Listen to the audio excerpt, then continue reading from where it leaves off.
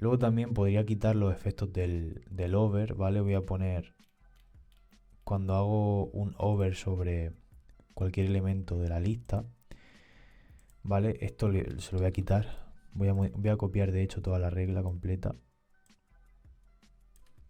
La copio, la pego por aquí abajo, por aquí, y voy a quitarle el color, se lo voy a dejar, pero el transform se lo voy a poner a 1, es decir, que no haga nada. Guardo, actualizo la pantalla y ahí se ve simplemente, y el menú pues ya lo tenemos en responsive. Y luego vamos a hacer que la fecha y la categoría de los artículos, de los posts, no tenga un float, ¿vale? No tenga un border radius y que tenga un margen 0 píxeles, ¿vale? Vamos a ver cómo queda. Bueno, de hecho un margin menos 5, por ejemplo. Menos 5 podríamos hacerlo. Así, menos 10 incluso. Y luego le vamos a meter un margen a lo que es el título, ¿vale? Vamos a copiar esta regla completa y vamos a modificarla por aquí. Bueno, espérate. Me falta cerrarla. Voy a tabular todo. Por ejemplo, el float le vamos a poner float none. Al float le vamos a poner float none. El color lo vamos a quitar, los colores son iguales, la altura es igual. Line height es igual, el margin va a ser menos 10. El padding es igual, el font size es igual y el border radius va a ser 0 píxeles. Ok, guardo, tabulo un poco. Guardo, actualizo la pantalla y así se queda. Y ahora a lo que es el título, al H4 le voy a meter un margin top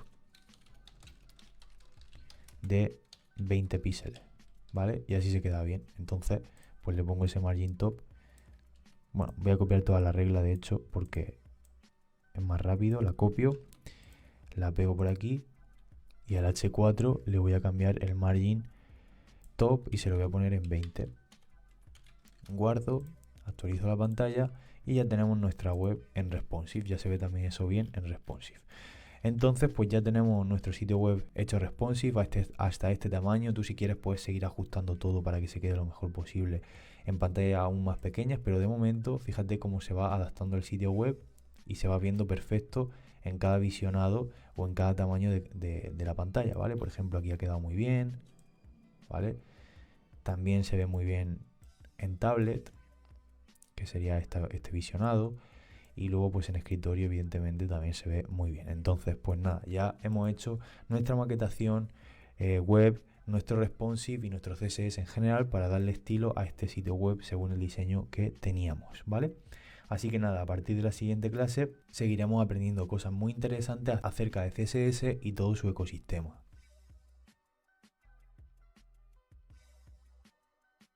Y de ahora en el curso vamos a aprender Sass desde cero. ¿Ok? Sass simplemente es un preprocesador CSS. Te estarás preguntando que qué es un preprocesador CSS. Bueno, esto es algo que lo explico en profundidad en las siguientes clases, pero para darte un pequeño resumen, básicamente lo que hace un preprocesador es añadir una capa de, digamos, de funcionalidades extra al lenguaje CSS, dotando a CSS de ciertas características que sí tienen lenguajes de programación clásicos, como por ejemplo variables, funciones, incluso estructuras de control para generar un archivo de CSS y así escribir menos CSS y tenerlo más organizado, más limpio. Todo esto lo veremos a partir de ahora. Bien, estaremos viendo qué es un preprocesador CSS. También veremos cómo instalar Sass desde cero. También aprenderemos acerca de las variables y la compilación dentro de Sass.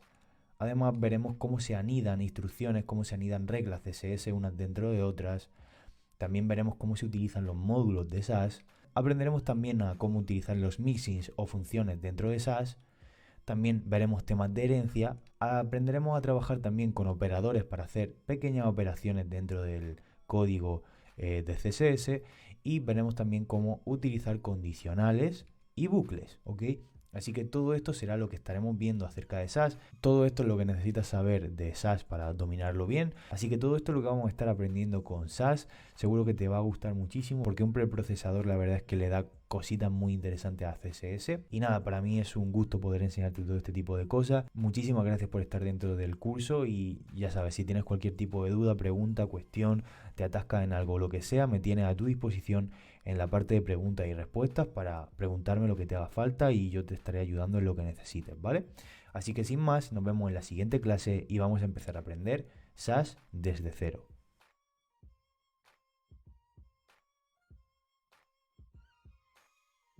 A partir de ahora en el curso vamos a estar trabajando con los preprocesadores CSS. Es un concepto un poco raro porque hasta ahora solo habíamos trabajado con CSS puro, con responsive, etcétera, pero nunca habíamos hablado acerca de un preprocesador, ¿vale? Es un concepto que a mucha gente le cuesta entender porque lo confunden con lo que es un framework, ¿vale? Y realmente un preprocesador es algo diferente, ¿ok? Te voy a leer la definición que nos da la documentación oficial de Mozilla, que son los que sacan más o menos los estándares de CSS y tal, para que entiendan más o menos lo que es y te voy a estar complementando la explicación, ¿vale?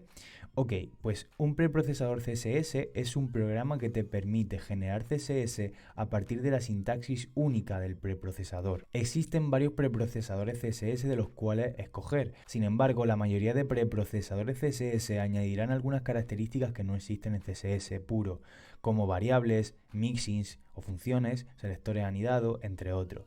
Estas características hacen que la estructura de CSS sea más legible y más fácil de mantener, ¿vale? Y existen muchos preprocesadores CSS, pero los más importantes son SAS y LESS, ¿ok? Vale, pues eso es un preprocesador CSS. Básicamente es una herramienta que nos va a permitir añadir a CSS una serie de características de lenguaje de programación, como por ejemplo variables, funciones, anidación, entre otras cosas, ¿de acuerdo? Lo que va a hacer es que nos va a ahorrar muchísimo trabajo a la hora de escribir CSS, porque el CSS va a tener más funcionalidades extra que no trae por defecto, como por ejemplo el tema de variables y funciones nos va a ahorrar mucho tiempo, la anidación también nos puede ahorrar mucho tiempo y al final va a hacer que el CSS sea mucho más legible y fácil de mantener a largo plazo y a gran escala, ¿no? Entonces, un preprocesador CSS básicamente es eso, le añade características de lenguaje de programación a un lenguaje de marcado como es CSS, ¿ok? La diferencia entre un framework y un preprocesador básicamente es que un framework nos da, aparte de las posibles características que trae una herramienta como un preprocesador CSS, un framework nos da más herramientas, incluso nos da más código desarrollado ya, ¿de acuerdo? Nos da más elementos ya creados para la web, por ejemplo. En Bootstrap nosotros podemos utilizar perfectamente SAS para escribir el código CSS sobre Bootstrap, ¿vale? Pero es que además Bootstrap trae un montón de elementos para la web ya creados, que simplemente escribiendo una etiqueta o poniéndole una clase a una etiqueta de tu HTML te hace una funcionalidad increíble, que incluso puede contener JavaScript por detrás y que te haga ciertas funcionalidades, ¿vale? Y además nos da un montón de clases, elementos ya creados, nos da un marco de trabajo más complejo que lo que es un preprocesador. Básicamente un preprocesador añade 4 o 5 cosas, 4 o 5 características para ahorrarnos trabajo con el CSS, ¿vale? Entiendo que la gente se confunda con lo que es un preprocesador y lo que es un framework porque digamos que son conceptos medianamente similares, son un poco parecidos, pero básicamente tú lo que vas a hacer con un preprocesador es escribir código de CSS prácticamente puro, pero con estas funcionalidades extra, y luego lo que vamos a hacer es compilar ese fichero de SAS, ese fichero de LESS o lo que sea, compilarlo a CSS, ¿ok?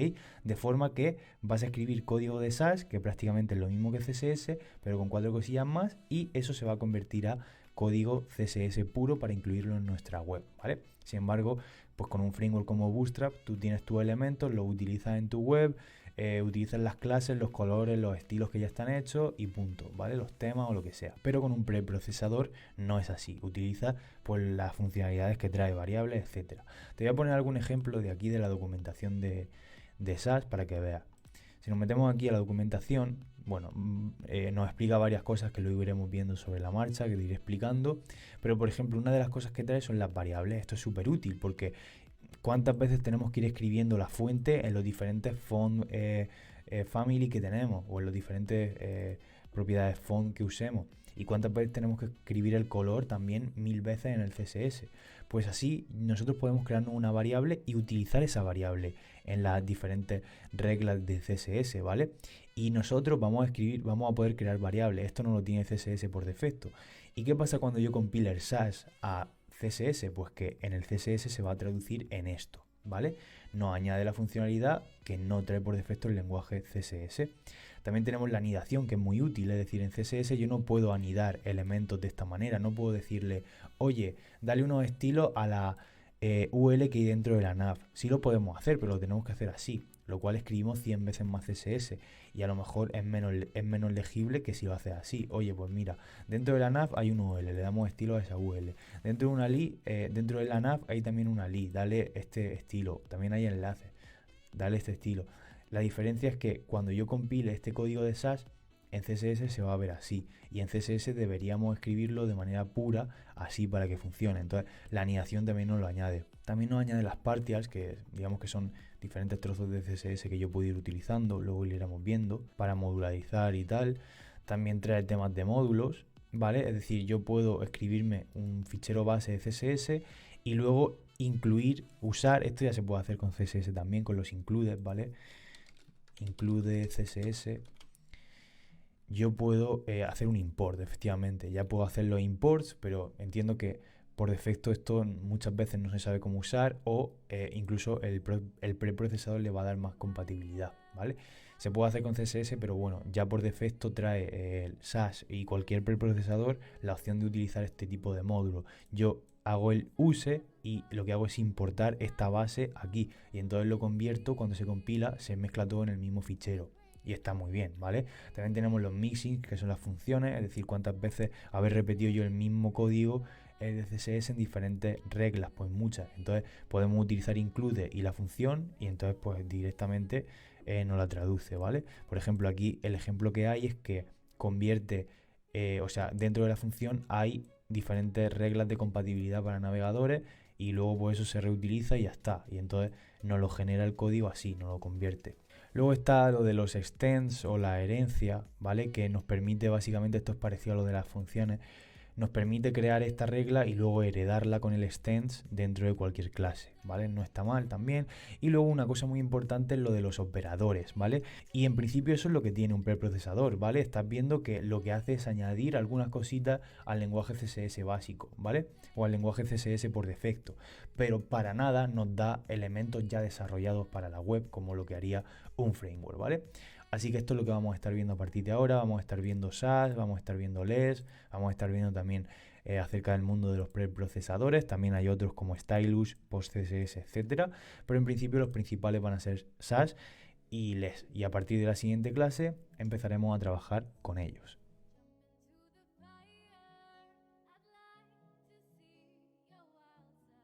Bien, vamos a empezar a trabajar con los preprocesadores CSS, pero antes de nada vamos a crearnos una carpeta aquí en nuestra carpeta de Master CSS que se va a llamar Aprendiendo SAS, ¿vale? Esto va a ser lo primero que vamos a aprender acerca de los preprocesadores, ¿vale?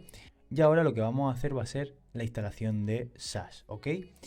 Vale, lo primero que tenemos que hacer, tal cual nos dice aquí en la documentación, es tenemos muchas formas de trabajar con SAS. Eso es lo primero. Tenemos la forma de trabajar mediante aplicaciones o mediante línea de comandos, ¿vale? Yo de estas aplicaciones he probado Koala y Koala está bien y a lo mejor luego la vemos. Pero de momento vamos a trabajar con SAS utilizando NPM, ¿vale? Es decir, Node.js. ¿Ok?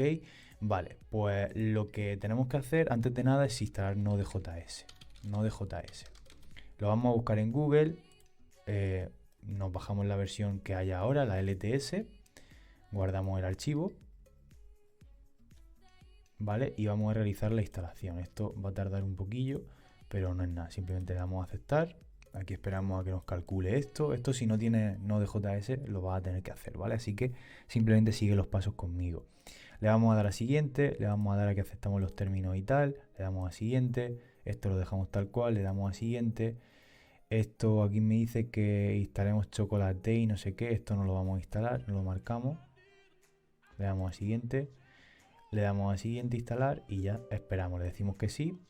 Ok, en principio ya parece que ha terminado. Le vamos a dar a finalizar. Y ahora tenemos que comprobar que realmente esto se ha instalado bien. Para ello vamos a abrir el CMD de Windows. El símbolo del sistema, simplemente darle la tecla de Windows y escribe CMD. Y te va a salir lo mismo que a mí. Le das clic aquí y se abre, ¿vale? Ok, aquí tenemos que comprobar lo siguiente. Tenemos que hacer node-v. y nos tiene que escupir la versión que hemos instalado.